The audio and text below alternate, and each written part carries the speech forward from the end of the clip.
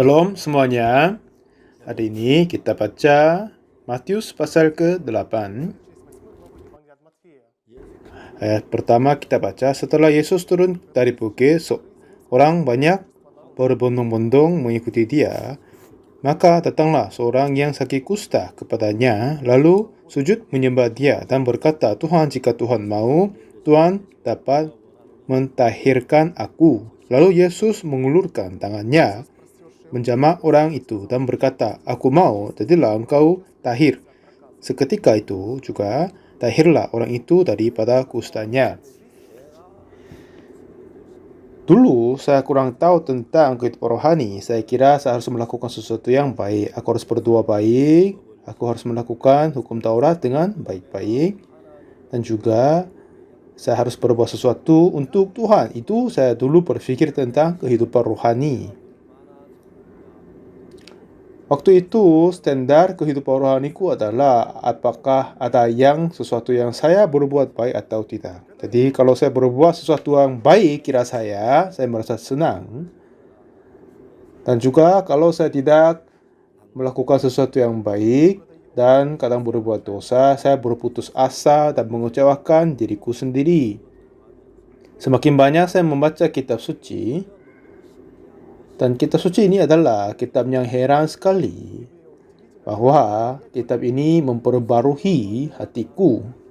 Semakin banyak saya menghadapi kepada firman Tuhan, apa yang saya terasa adalah ini sudah jauh berbeda dari pikiran saya.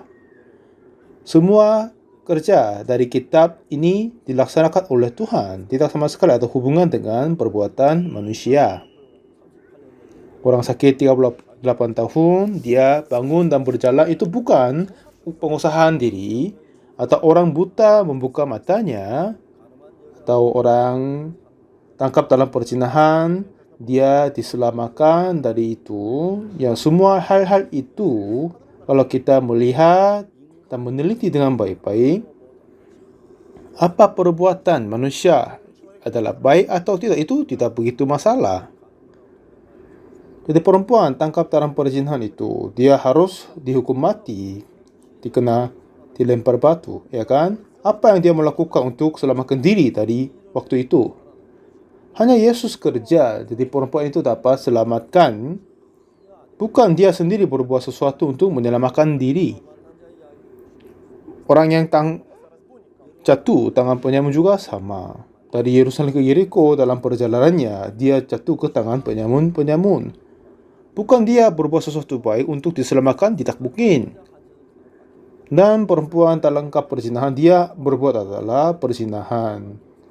Nah, orang jatuh tangan penyamun adalah hanya dipukul dan jatuh, ya kan? Jadi pada saat itu bukan mereka dirinya sendiri, bukan kata cara kehidupan dari mereka diri sendiri, tetapi oleh karena firman Tuhan Yesus sajalah mereka dapat diperbarui. Orang jatuh ke tangan penyamun itu, bukan dia berusaha sesuatu untuk menyelamatkan diri, ya kan? Tidak sama sekali melakukan kepada dirinya sendiri. Hanya oleh orang Samaria saja dia dapat diselamatkan. Cerita dalam anak bungsu itu juga sama. Pada saat dia hidup berfoya-foya menghabiskan semua kepunyaan, lalu hidup dengan keputusasaan. Akhirnya dia sadar bahwa dia akan mati kelaparan, lalu ingin balik kepada rumah ayahnya. Lalu dia bertemu dengan ayahnya. Lalu apa dia berkata kepada ayahnya? Bapa, aku berdosa terhadap Anda sama surga. Aku tidak lagi dipanggil anakmu. Jadikanlah aku sebagai salah seorang upahan Bapa. Nah, lalu apa ayahnya berkata adalah,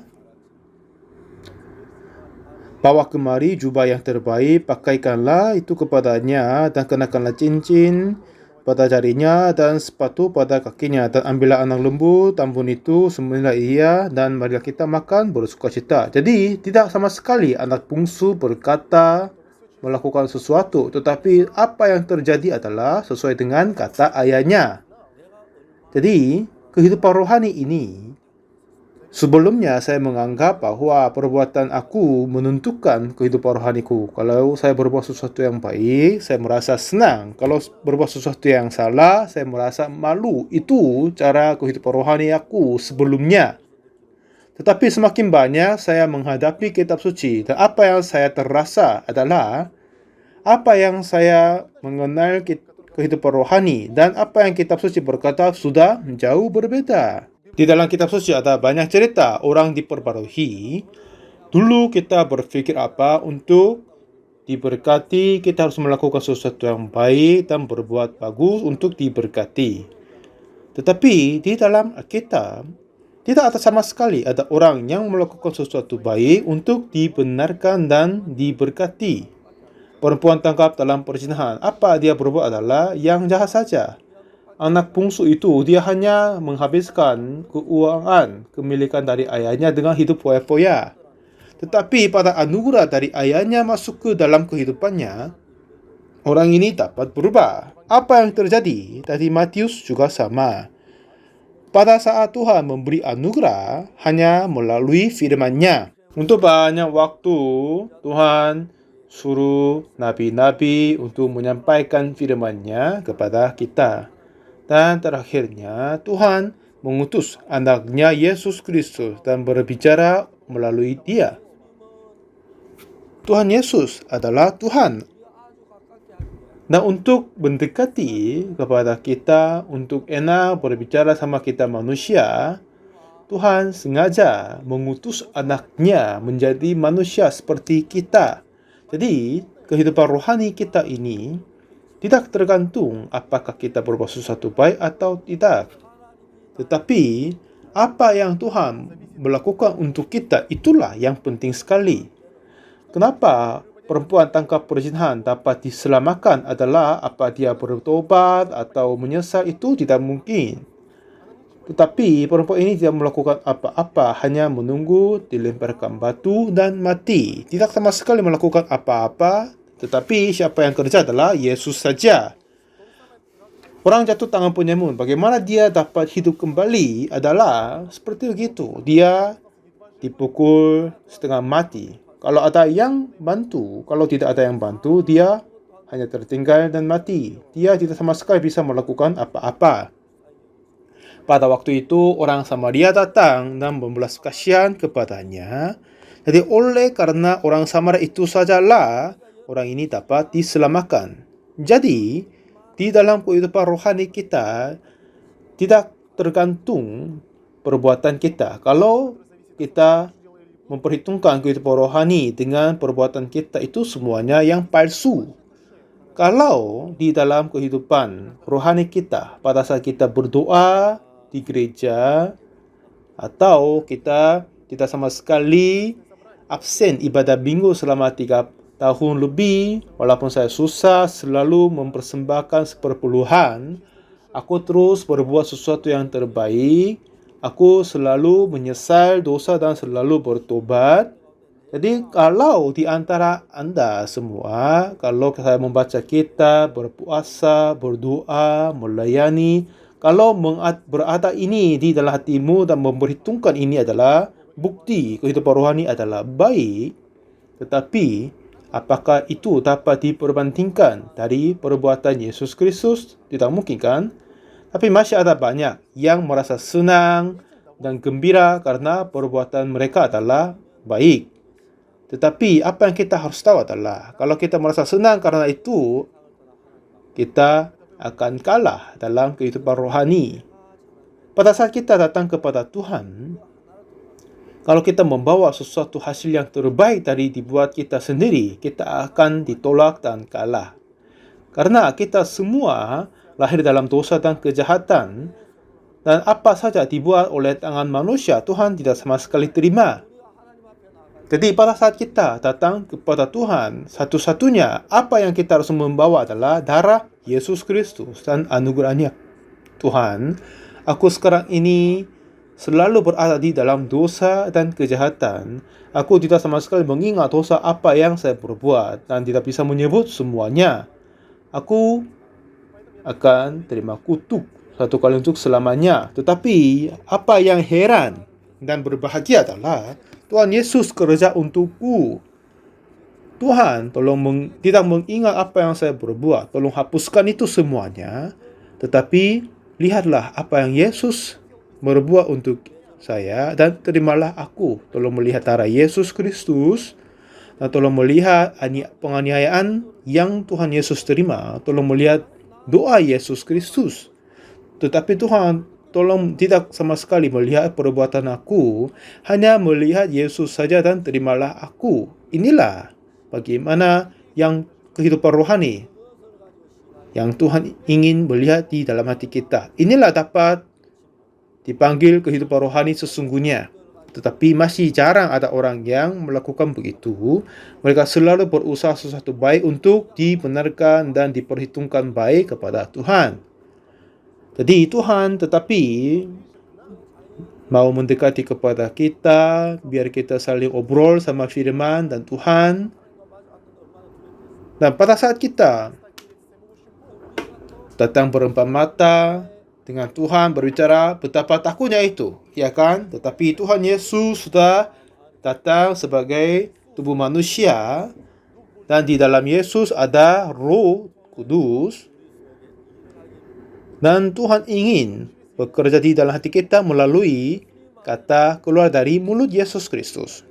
Jadi apa yang ada di dalam Yesus Kristus adalah ajaran Tuhan, keselamatan Tuhan, dan kuasa Tuhan. Dan lebih penting daripadanya adalah firman Tuhan berada di dalam Yesus Kristus. Setiap kali Tuhan Yesus membuka mulutnya, apa keluar darinya? Ya, tidak keluar dari emas kan? Setiap kali Tuhan Yesus membuka mulutnya, tidak sama sekali keluar batu, permata, atau intan. Tidak kan? Tetapi, dan juga Tuhan, apakah Tuhan Yesus betapa kesulitan saya terima karena dosamu? Aku menyesal karena mati karena dosamu. Aku akan mati karena dosamu. Kenapa kamu menganiaya aku?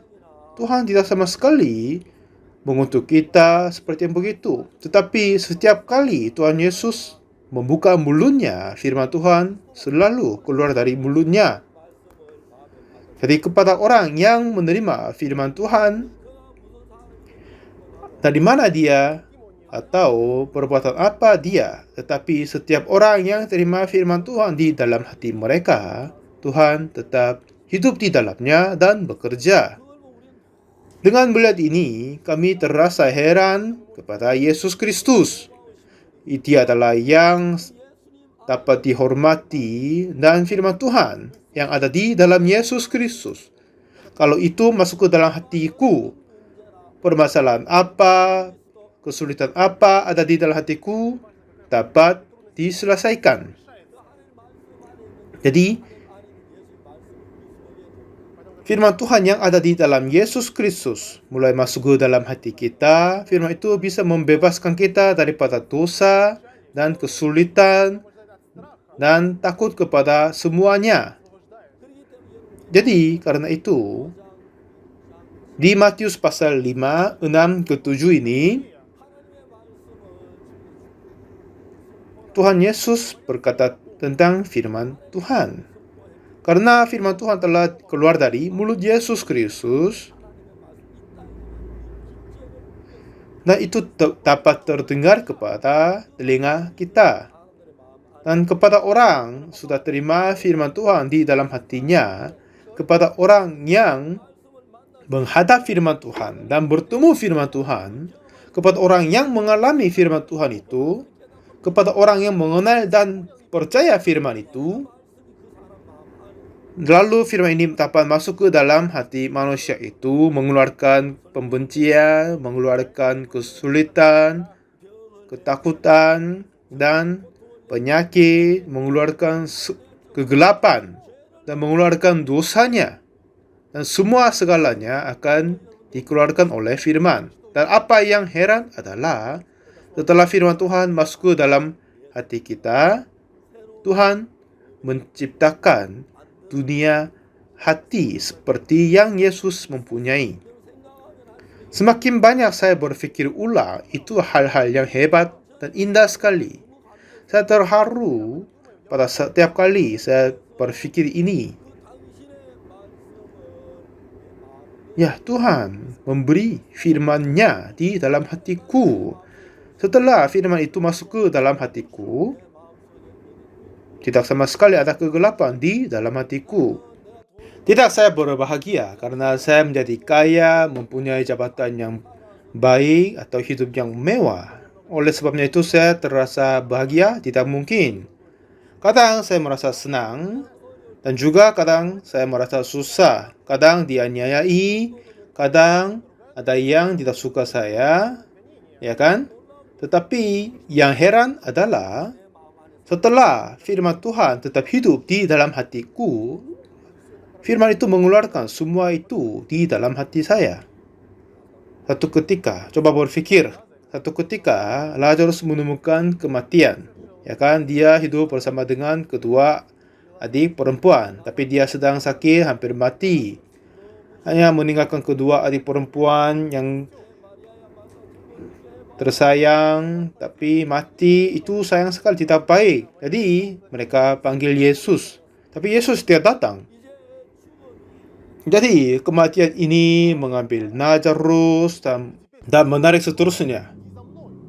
Akhirnya Lazarus tidak bisa mengalahkan kematian itu, hanya ditarik olehnya saja.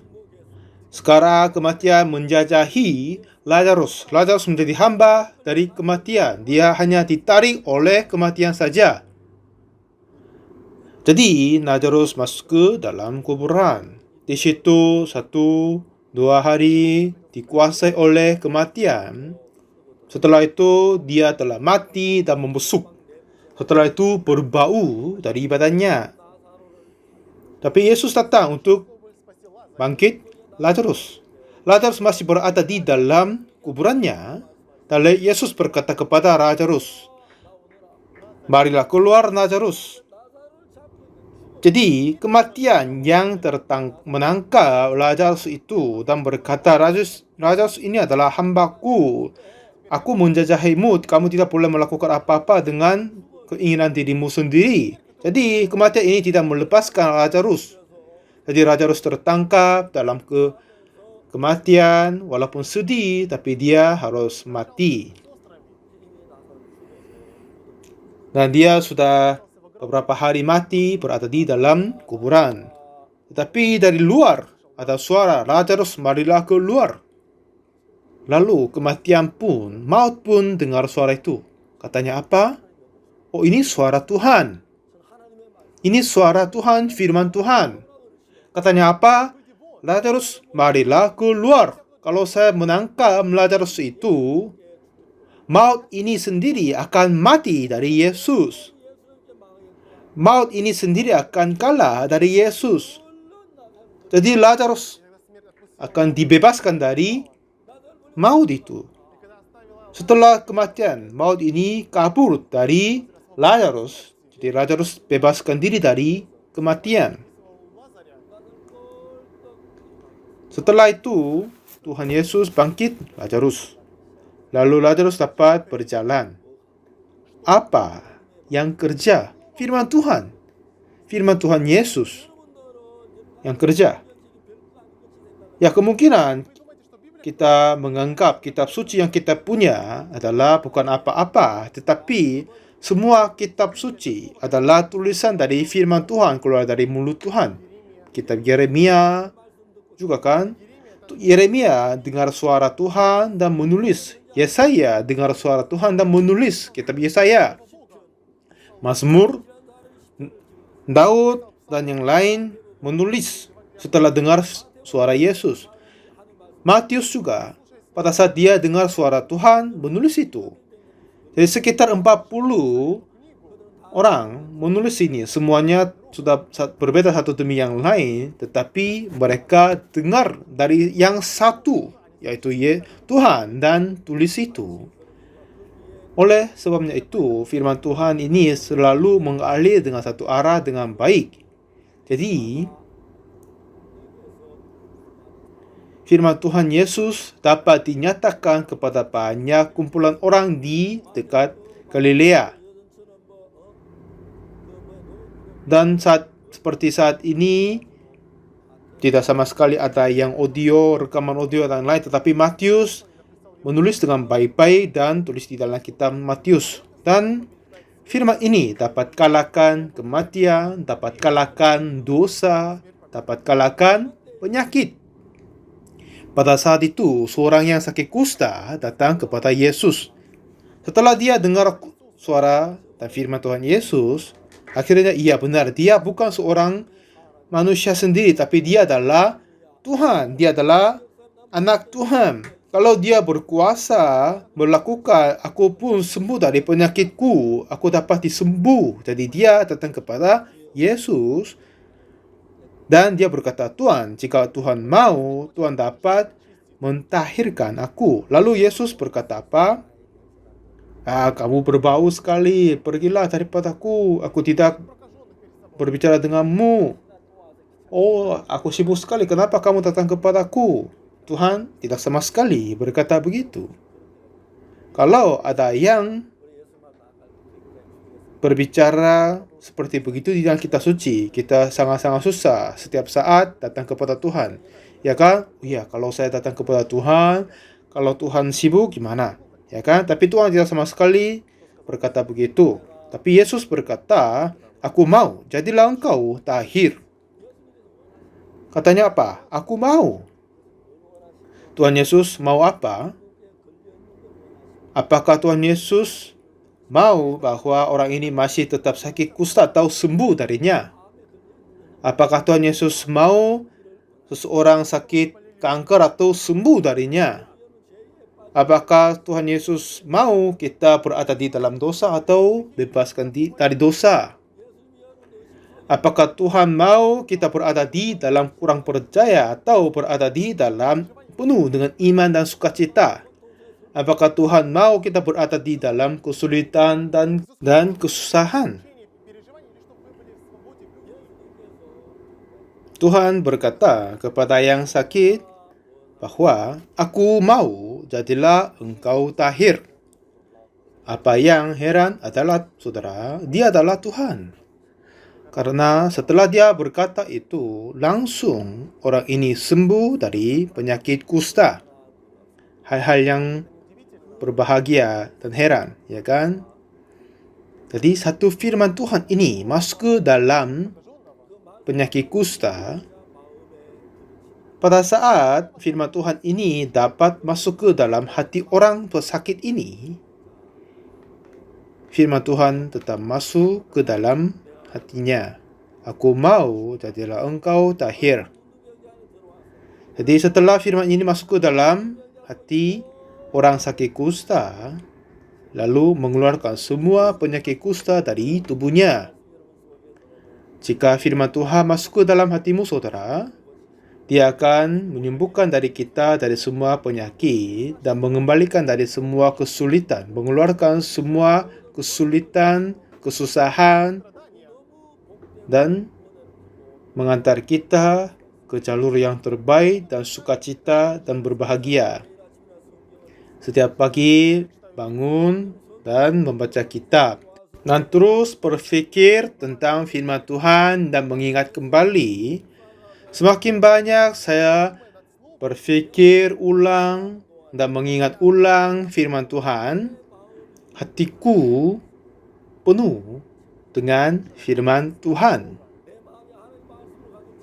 Setelah hatiku penuh dengan firman Tuhan, mulai saat itu semua takut, kegelapan, kesedihan akan keluar dari hatiku.